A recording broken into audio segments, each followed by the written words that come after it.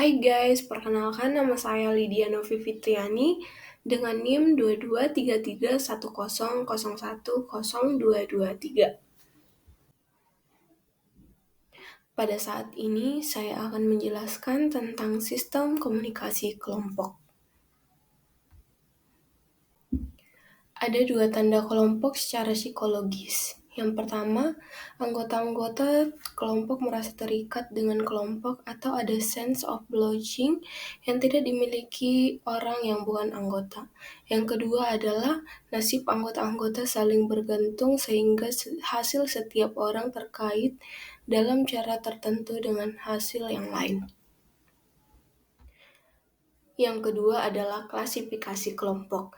Yang pertama, kelompok primer dan kelompok sekunder.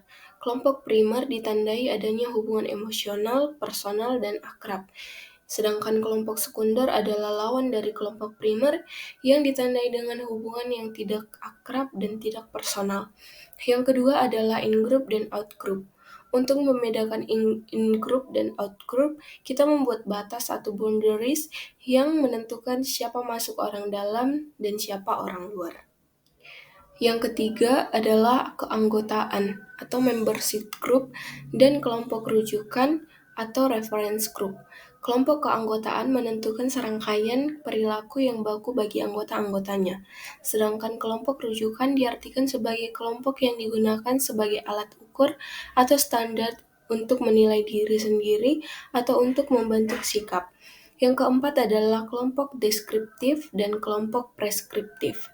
Kelompok deskriptif menunjuk klasifikasi kelompok dengan melihat proses pembentukannya secara ilmiah.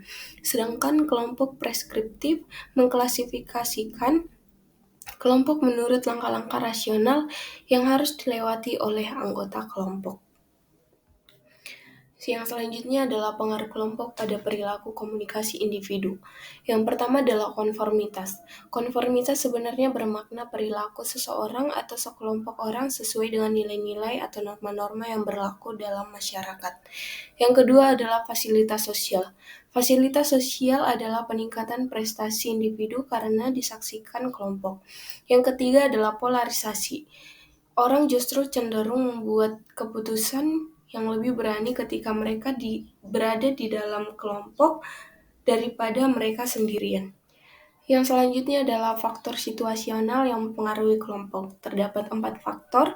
Yang pertama adalah ukuran kelompok, yang kedua jaringan komunikasi, yang ketiga kohesi kelompok, yang keempat kepemimpinan. Yang terakhir adalah faktor personal yang mempengaruhi kelompok. Terdapat 3, yaitu yang pertama kebutuhan interpersonal, yang kedua tindakan komunikasi, yang ketiga peranan.